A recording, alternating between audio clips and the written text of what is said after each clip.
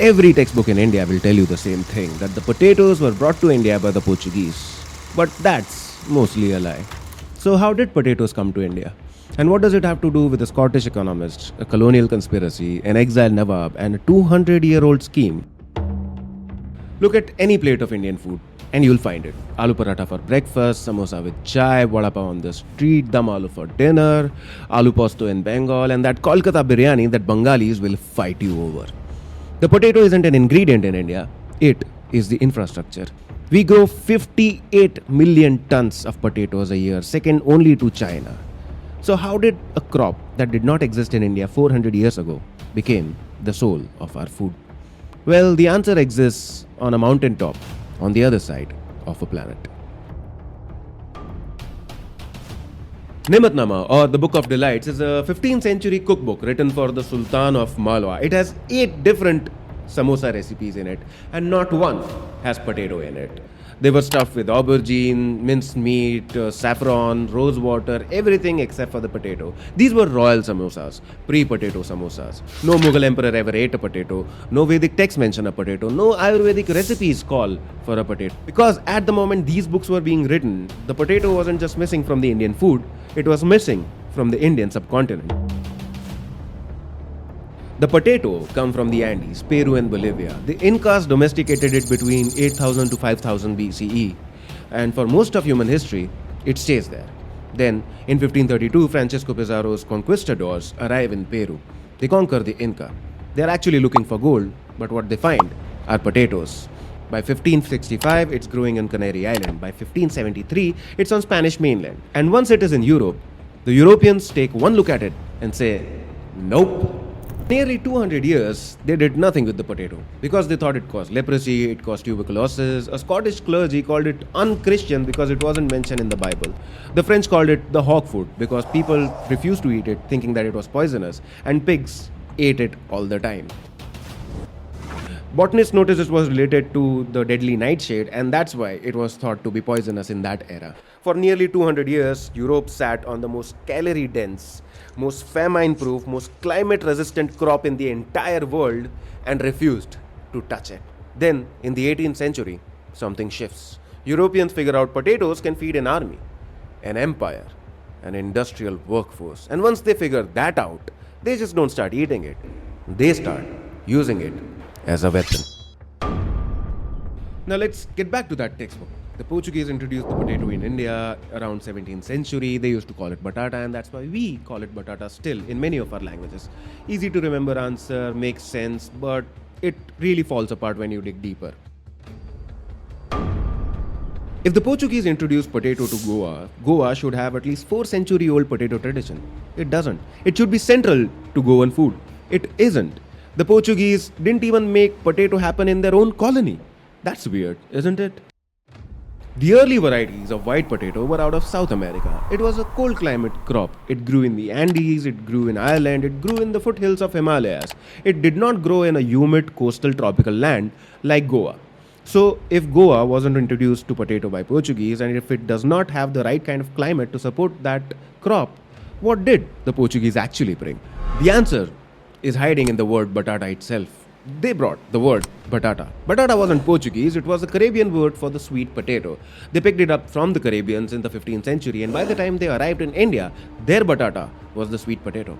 And batatas love the tropics. They grow beautifully in Goa. Me, for one, I would love a Goan sweet potato right about now. This argument was laid out by food journalist Vikram Doctor in his 2021 Economic Times column, and once you see it, it's really difficult to unsee it. He claims that the white potato arrived much later than what we thought. According to him, confirmed reports suggest that it arrived around 1810 to 1820. It officially started being planted in India. So the Portuguese brought the sweet potato. But the white potato, where did that arrive from? Well, the answer involves a different route, under a different climate, and by a different empire. The British India Company had a problem. India was rich, India was densely populated, and India had food traditions that went back at least a millennium. And the British, who had recently understood that potatoes were food, looked at this subcontinent and decided everyone here should eat potatoes. But why? In 1776, a Scottish economist, Adam Smith, yes, the Adam Smith, who writes the book The Wealth of Nations. And in it, he goes absolutely feral over the potato. He points to Irish migrants working on the streets of London, potters, coal heavers, prostitutes, and calls them, quote, the strongest men and the most beautiful women, perhaps, in the British Dominion. But why does he call them the strongest men and the most beautiful women? And what makes them that? Well, according to Smith, because they are Irish, and the Irish eat potatoes. Smith's argument: switch a population from grain to potatoes and the same plot of land feeds many times more people. Now sit with this. Why does the world's largest colonial empire want more people on the same land? Because more people means more labor, more cotton picked, more railways built, more tea plucked, and more bodies for the imperial machine. The potato wasn't being offered as a gift, it was introduced as a symbol of subjugation. According to East India Company records, the British didn't just suggest the potato, they incentivized it. Free seeds distributed to Bengali peasants, transit taxes waived for potato shipments in Bombay, cash rewards for 100 rupees, which is good enough to account for multiple years of a laborer's wage. In 1800, a Bengal revenue report even claimed potatoes could alleviate the migraines of the failure of the rice harvest.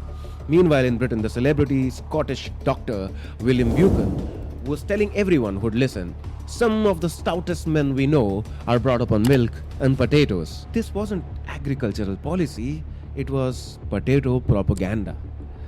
The British were on what they used to call a civilizing mission, which they always did, and the potato was on the syllabus. And here's the part that should genuinely surprise you. For almost the 19th century, Indians refused the potato. They had their own grains, they had their own diets, their own caste rules about which routes were acceptable and which were not. The British could subsidize the potato all they wanted. They couldn't make anyone to eat it. The potato didn't crack India because of British incentives. It cracked India because of a single dinner. It's February 1856. We are talking about Wajid Ali Shah, the 10th and the last Nawab of Awadh. He is forcibly dethroned by the British India Company. They want his kingdom, they take it. He is exiled to a suburb of Kolkata called Metia Bruce, where he spends the next 30 years trying to recreate a mini Lucknow on the banks of Hooghly. He brings his musicians, his poets, his dancers, his kathak, and, crucially, his royal cooks. And somewhere in this exile, a new dish gets invented, the Kolkata biryani. The biryani with the potato in it. This is the moment when the Kolkata biryani is born. And every Bengali grows up hearing the same story about why it happened. Poor Wajid Ali Shah was broke in exile. He couldn't afford enough meat, so his cooks added potatoes to stretch the rice. A poor man's substitute. It's a beautiful story. And it's absolutely nonsense. According to historian Rosie Llewellyn-Jones, who wrote the definitive biography in 2014, The Last King of India, Wajid Ali Shah was the highest paid pensioner in British India. The British paid him 12 lakh rupees a year, plus another 3 lakh for his household. He spent 9,000 rupees a month just feeding his menagerie of tigers, leopards, a rhinoceros, snakes, and 18,000 pigeons. This man was not broke. This man was embarrassingly, extravagantly rich. His own great-great-great-granddaughter, Manzilat Fatima, still runs an Awadhi restaurant in Kolkata. She has gone on record saying that the broke Nawab story is absolutely insulting. He wasn't stretching the rice, he had the money. But then why did he add the potato? Because in 1850s Bengal, the potato wasn't a cheap filler. The potato was the opposite of cheap. It was an expensive, exotic, recently imported European luxury that the British had spent decades marketing as the food of the modern, advanced, civilized man. For an exiled king who'd lost his kingdom but kept his pension, adding the trendy European luxury vegetable to the royal biryani wasn't thrift, it was a flex. It was him saying, we may have been dethroned, we may be out of our kingdom, but we don't stop eating what is rich, what is new, and what is luxurious. And once the Nawab's kitchen did it, the rest of Kolkata followed. Elite food culture works the way that it works. The rich do something, the city imitates, and within a generation, it becomes a tradition. The single 19th century vanity dish is the moment the potato crosses over, the moment it stops being foreign and becomes ours. There's even a small linguistic detail that proves how completely it was absorbed. Sanskrit already had a word, aluka, for the edible root of the elephant foot yam. When the colonizer's tuber arrived, or the potato arrived, Indo-Aryan languages just handed the word over to them. The new plant moved in, the old word stayed, the yam quietly lost its name. 2 centuries later, the potato isn't just an imported food item. It's now a powerful tool that can swing governments. Today, the potato isn't just a vegetable in India, it is a political weapon. Uttar Pradesh alone grows 30 to 35% of country's potatoes. West Bengal grows another 21%. Together with 3 other states, just 5 states produce most of the crop. And when the crop succeeds too well, when there is glut, prices crash. Farmers can't even afford to harvest. Tractors line up for kilometers outside cold storage that have run out of space. March 2023, the Yogi Adityanath government in Uttar Pradesh promises to buy potatoes at 650 rupees per quintal, well below the cost of production. Farmers are ruined. The opposition leader Akhilesh Yadav riffs on the BJP's own famous election slogan with a line later reported in Deccan Herald. Ab ki baar, aloo badal dega sarkar. This time, the potato will change the government. Think about that sentence. A vegetable that didn't grow in India 200 years ago is now powerful enough that politicians believe it can swing elections. 2014, potato prices spike in West Bengal. Chief Minister Mamata Banerjee literally bans the export of potatoes from her state. Bihar, Jharkhand, Odisha, states that depend on Bengal's potatoes, watch prices hit 45 rupees a kilo overnight. Maharashtra threatens to retaliate by cutting onion supplies. It becomes an interstate trade war on aloo lelo, kanda lelo. She does it again in 2024. Traders go on strike. The state accuses them of smuggling potatoes across the border into Bangladesh. Just think about it. A South American crop that the British paid Bengali peasants to grow in 1797 is now an Indian vegetable that one Indian state will weaponize against another, that farmers will use as ammunition against their own government, and that politicians use to swing vote bank. Writers like Devendra Kodwani now analyze it as a serious case study in the Indian political economy. The colonial tool became the colonial vegetable, which became the Indian staple, which became the Indian political weapon. The empire is long gone. The potato is still here. And the potato is still shaping who gets elected. Most food origin stories of India are stories of exchange. Things travel, they get adopted, they get adapted, and then we make it ours. But the story of the potato isn't that. The story of the potato is one of the colonizers picking one thing from one part of their empire and shoving it onto somebody else, onto another part of it, using money, patience, and propaganda for nearly 200 years. And the wildest part, it worked. It worked not because the Britishers were geniuses or something. They were brutal, they were clumsy, and most of their schemes failed spectacularly.